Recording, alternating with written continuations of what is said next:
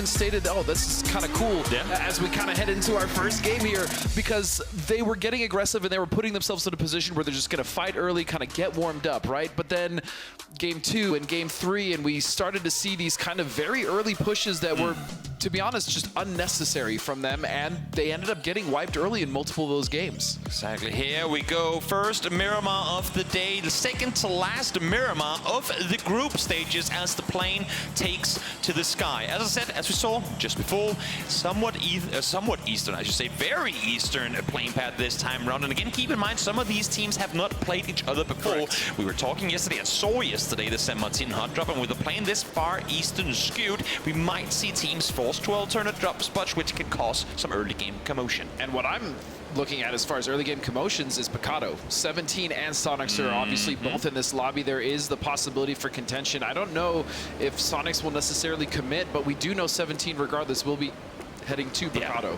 I'm seeing Sonics parachutes going west, but I'm also seeing the path they're going on. There's no Petrichor, there's no Twisted Minds. You know what? I think Power Grid is looking pretty good. And even if not, then a potential dive down towards Graveyard would be within reach. So no reason for them to hot drop, but it does bring up an interesting conversation. 17 and Sonics, for those of you guys who don't know, they have created, I would say, very well fostered a good rivalry when it comes to priority over drop locations. If any one of these two teams gets off to a really strong start today and kind of secure their winners bracket spot before the last couple of games, who knows? They might just be fighting in Pachinko with those last 3 games being on a rainbow. Yeah, I could see Sonics or 17 specifically if, as you said, they're safe. Let's say they have just a couple just incredible games early and they know they're qualifying. Why not try to spoil it for another team that would potentially be very strong to join you in winners? For sure.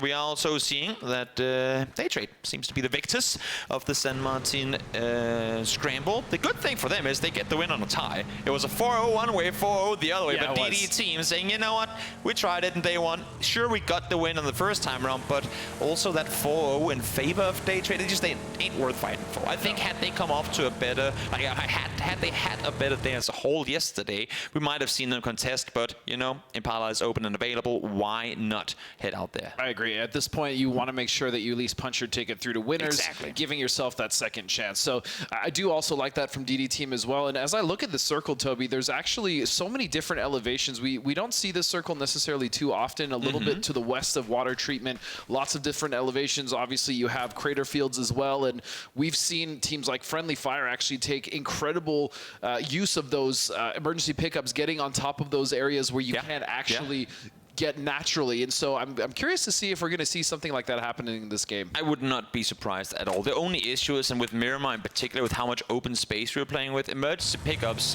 one of the biggest, if not the biggest downside of using them is you leave all your vehicles behind. And whenever we're getting in and around crater fields down towards that southeast, believe you me, those hard spawns ain't there for long. If a team takes a compound early, vehicles will be taken with that. So you really have to just collapse on a compound if you do fly in from far away, crash into a compound and really just hope, please circles, continue to go to us because we don't know how to get out of here if you don't. You're essentially hedging your bets at that point, right? When you take that emergency pickup, as you said, there's really not that many. Well, first of all, you don't have vehicles, and then the opportunity to get vehicles just really isn't there, especially with so many different teams rotating around you. So also another weird thing that I haven't thought too much of when it comes to emergency pickups, because the elevation is so big, like the difference in terrain up towards the north of Miramar, you're essentially flying further down. Players get further up in the air, closer to you to shoot at you as you're parachuting in. I mean, you might be flying past people down as they're sat on the hilltop and get a proper angle at you, where other way around, had they just been at like surface level, it's a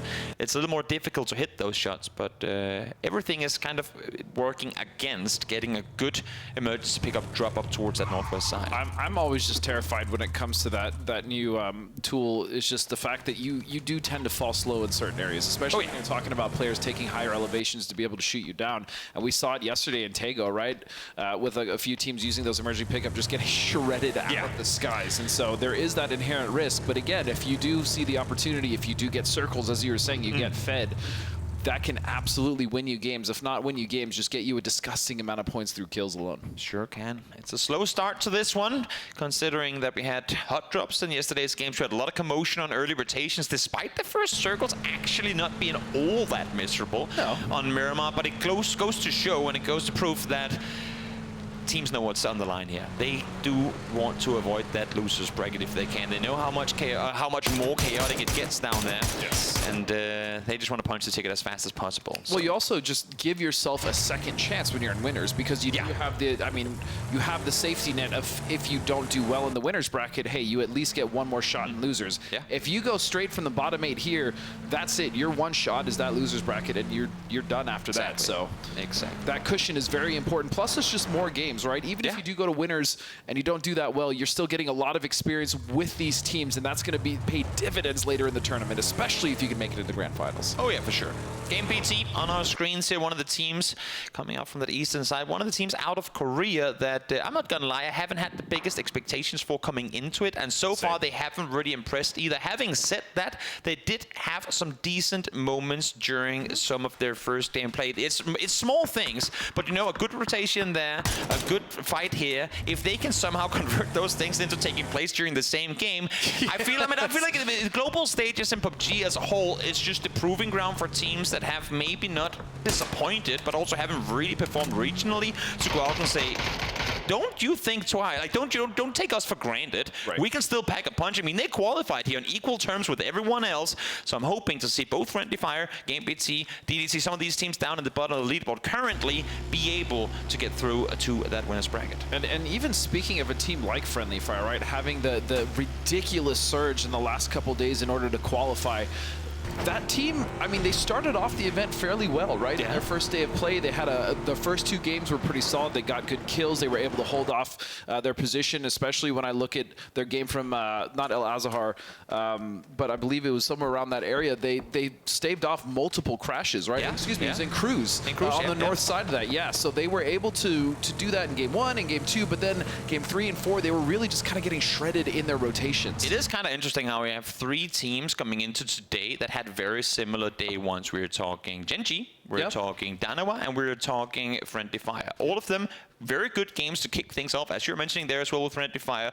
Good games to kick things off, but just could not get the ball rolling despite having a good start to the day. So curious to see if any of them, for starters, gets a good first game, but also if they do they manage to keep that momentum going? 4AM as well, a team who had a phenomenal day, a phenomenal first match on Miramar, but then just could not get it going. Yes, they get 34 points total, but almost half of that, if not even more, came off of that first match. So some big names here that had some, I would say, questionable performances, because it is day 1 of the global, but still have to figure some things out. And I will say, after talking to Friendly Fire as well, I mean, they know that they need to have a fairly big day here, but the one thing that they're always very good at, whether it's regionally or even, you know, we've seen a lot of those players internationally, is the fact that they are very good in chaos, right? They thrive in that chaos, so this will be the opportunity for them to punch forward. It's baby steps here in the start of the game, but good beginning for Friendly Fire. Roth peeks on over, catches that DDT is in a split, gets the knock on 1, and forces Emopic to go, Emopic's teammate to go over and rest him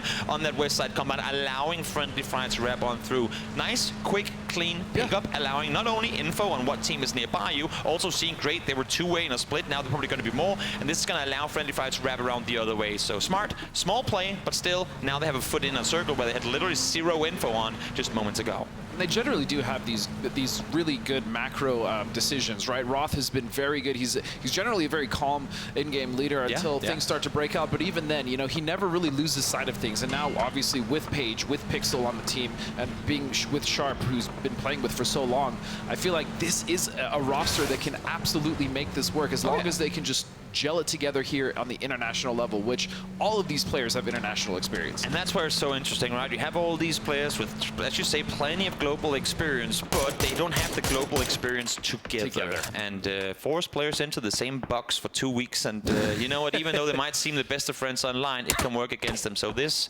global stage of any esport really is such a test of the mental state, or mental fortitude, and fatigue of some of all of these players. It can make or break teams sometimes. Definitely, you see a team that just absolutely dominates regionally that just struggles and struggles when it comes to the international level. So it happens, but ultimately this is the proving ground, right? This is where we're going to have to go. And looking at the circle now, all the teams at this point, Toby, have pretty much gotten into the circle where they want and are just waiting for this next shift, which there is a lot of commotion in the South, specifically around Power Grid. Yeah, everyone has made their way in, and one of the main reasons for teams not being able to split wider is if you look at the map out there, dear viewers, look at how much control Day Trade has in the center. They didn't have to fight for San Martin, and they've actually left San Martin as a whole, but they have Plane Crash, they have the east side, see where Belmont is at, and then all the way over towards the west on the intersection, Puju's is at, so plenty of control for Day Trade here right down the middle, which means no one else is really that of needed to move further. But now, looking at Day Trade in particular, they have to consider grouping up. I know it's only phase 2, but there are only so many areas you can play with this second circle popping. And I'm glad to see Puchu's actually getting in his vehicle, already getting ready to consolidate, because as you said, especially with this shift when it's so central on their position, it's not feasible for them to hold that split. And so, at all. Looking at Emo Pig, though, right now, he's going to be encroaching right on the position here at 4 a.m., which they do love Hacienda and the areas around it. But yeah, Emo Pig's going to think twice of it. He's going to back off, and again, they need to rotate in. I mean, 4 a.m. took casualties in their early games in this exact area of the map when they were here 2 days ago, so makes pretty good sense that they want to get out of Dutch and fortify the position up high once more. No reason for them to take more catches, and they know the areas in front of them are free too. And here comes 17, another Chinese team, another heavy-hitting team, making their approach on San Martin. Probably just going to sit here for a little while and scout further forward.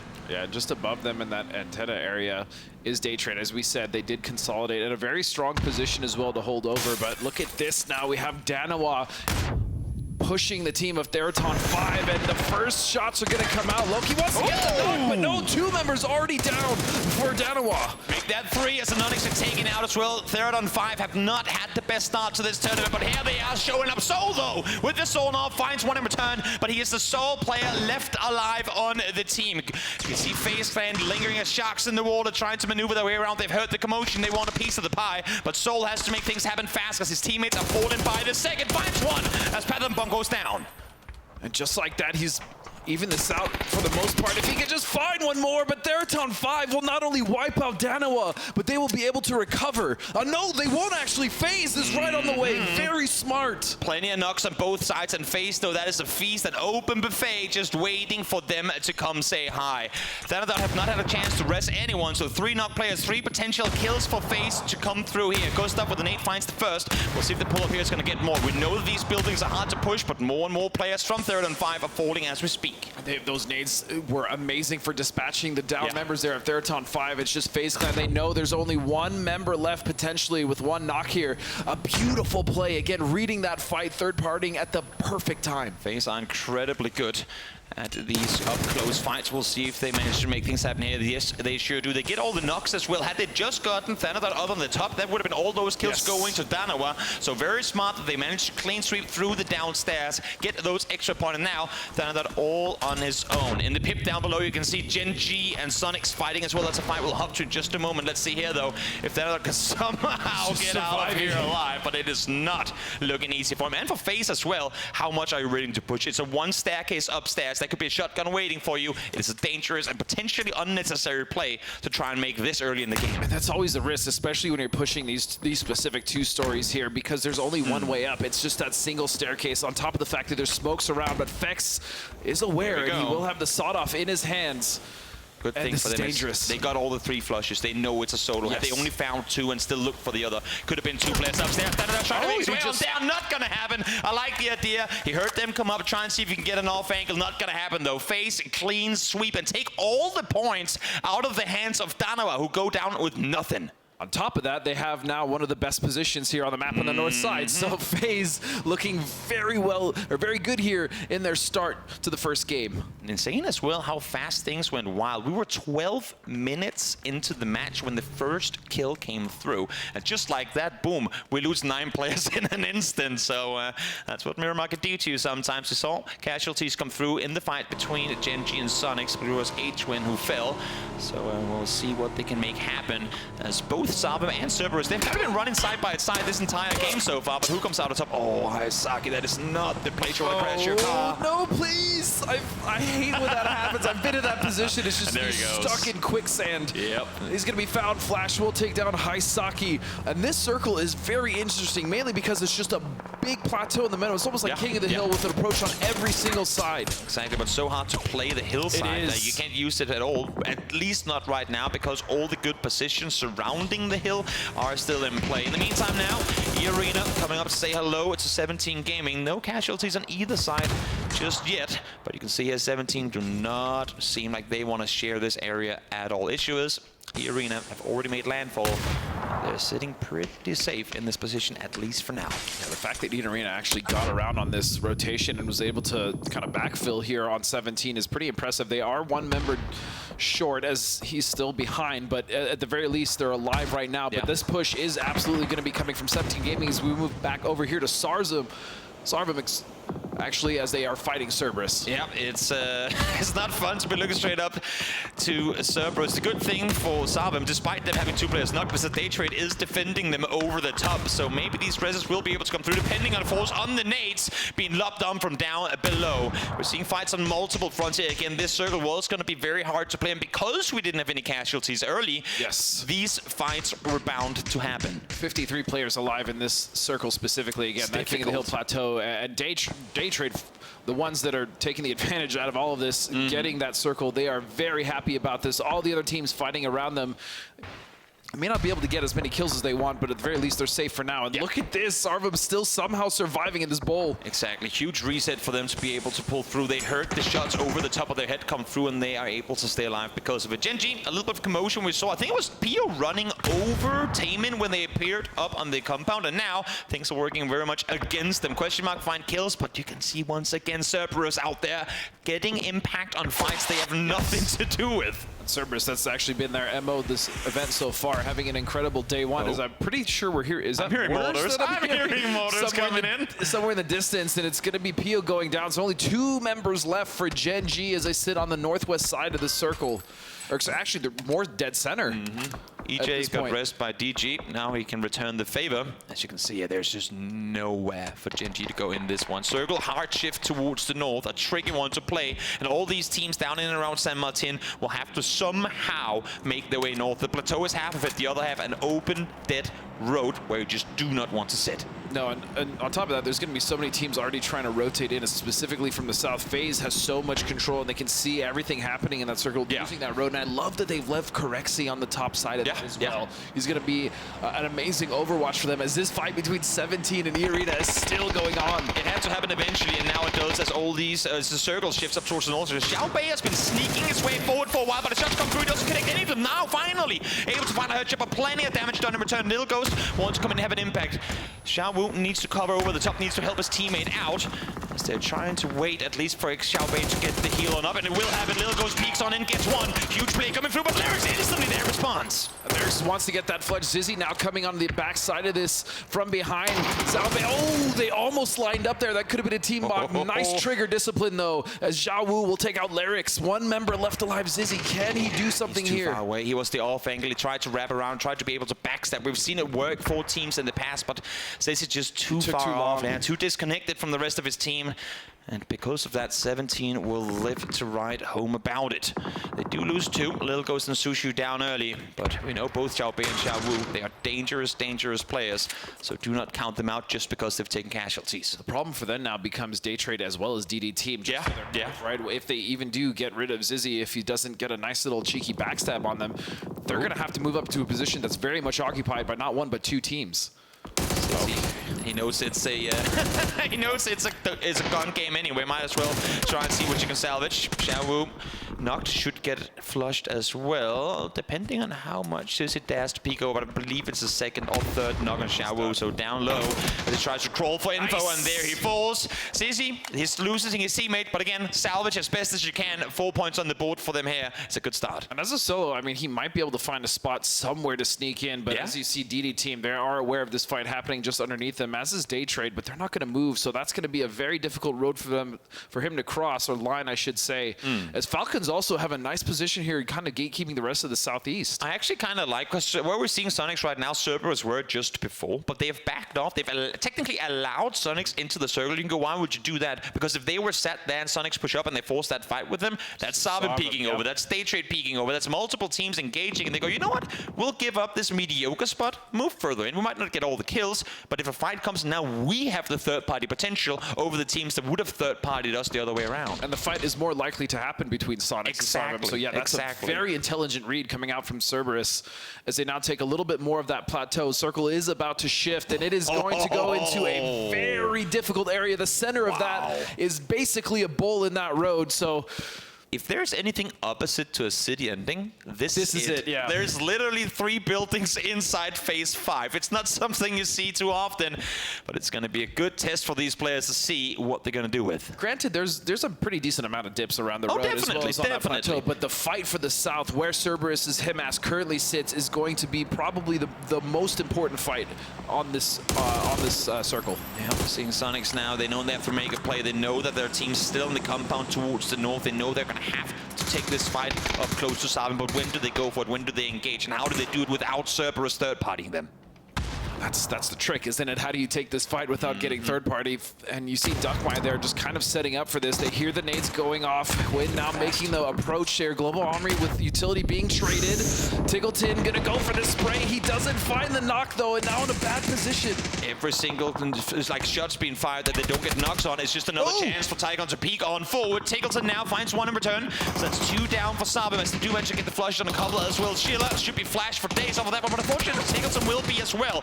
Plenty of shots fired here, jumping and forth between the players. And so far, Sabin standing their ground. No kills so far, but they are alive. As I say, the Baron peek down to low HP. Sheila finds 1, almost finds the second. But in the end, Sabin will fall. But here comes the Cerberus we were just talking about. That's exactly what we're talking about now as we see question mark dispatch what's left of Gen G. But Quinn has to fight alone. 2 members of his team knock. He is going to find Duck Mai.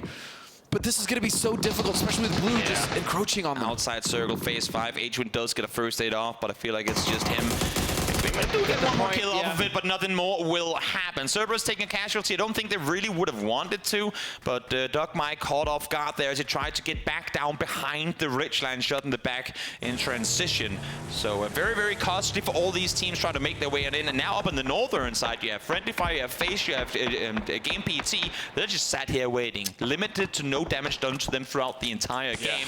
They're going to be on one, especially if these circles keep going in that direction. I mean, look at one of the helmets there from Day Trade. I mean, they're basically broken at this point. Yeah, exactly. Falcons do get a nice little pull-up, but they are going to be sandwiched between 4 AM potentially and mainly Day Trade coming in from that side.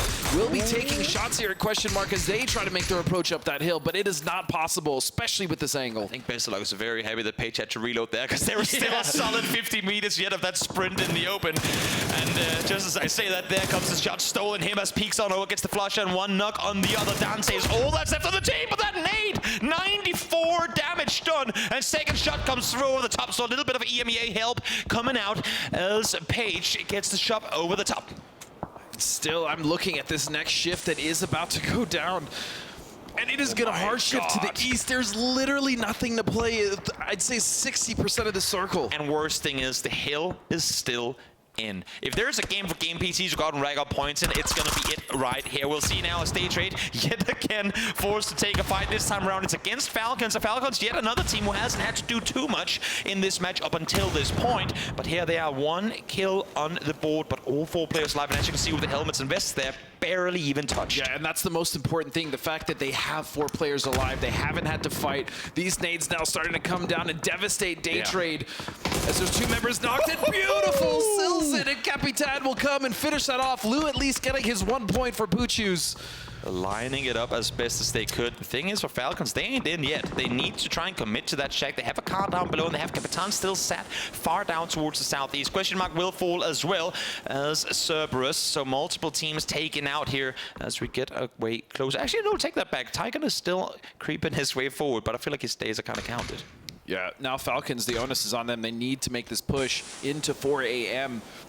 As we also see FaZe with so much vision on this, but this might actually cut them out as well. They will be able to play somewhat of the hill to their north, but now Sharp Shot grabbing his spike as he is now wrapping the way of 4 AM. You know what? I mean, if You can pack it up, you can bring it with you. You can park it right there behind the rock as well. It's not something you see too often. People doing 360s and tail whips with their bikes in a firefight of this caliber.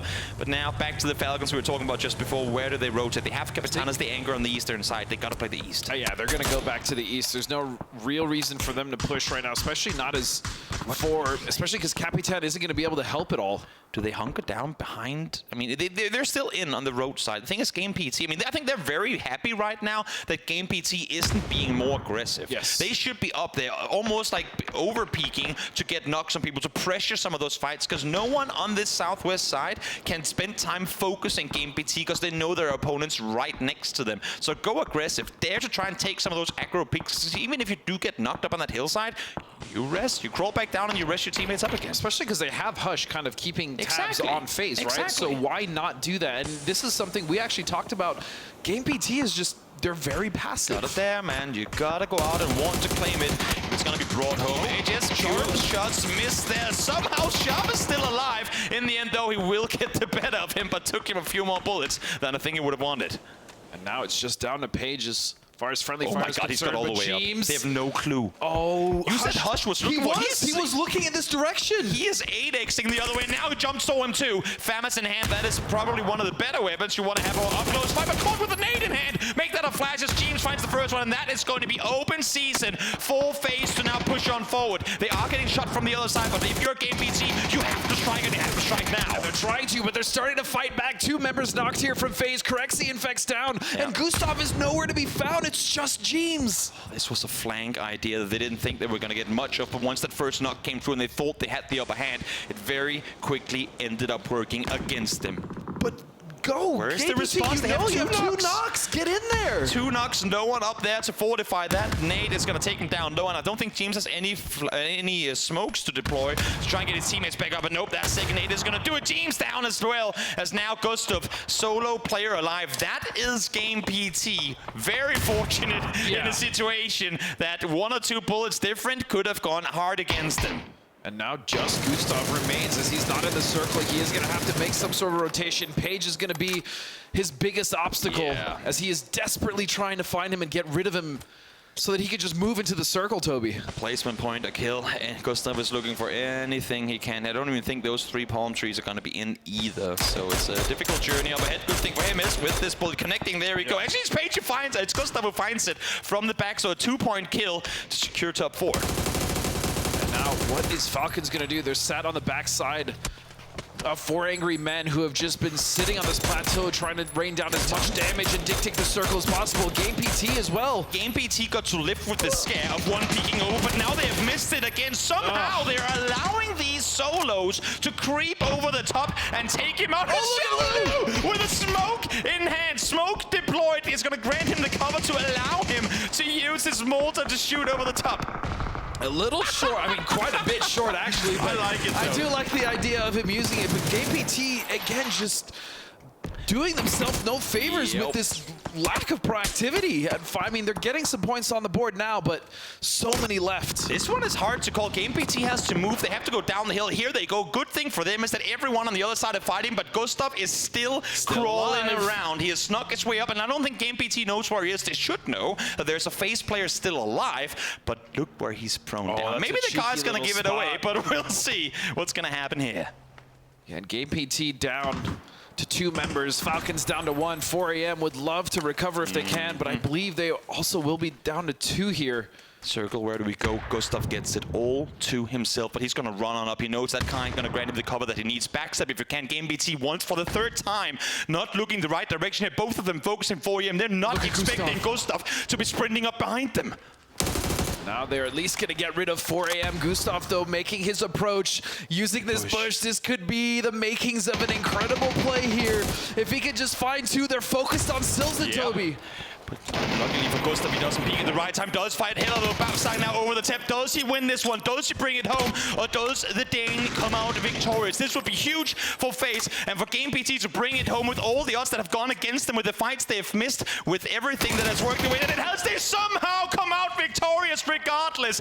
Everything was working against Game PT. Everybody wanted them, but they dodged, they weaved, they juked, and somehow here they come out victorious. And you say somehow, I have to agree. I mean, there were so many moments where I thought they would actually kind of be cause for those mistakes that they had made. But I mean, the server kind of helped him out, I guess. That is absolutely insane. You can see Gustav there after the first knock. He thought he had it. He really wanted that win home as well. But no, I mean, I think this game was pre-written as a win for Game PT. And somehow, well, yeah, as I said, they brought it home.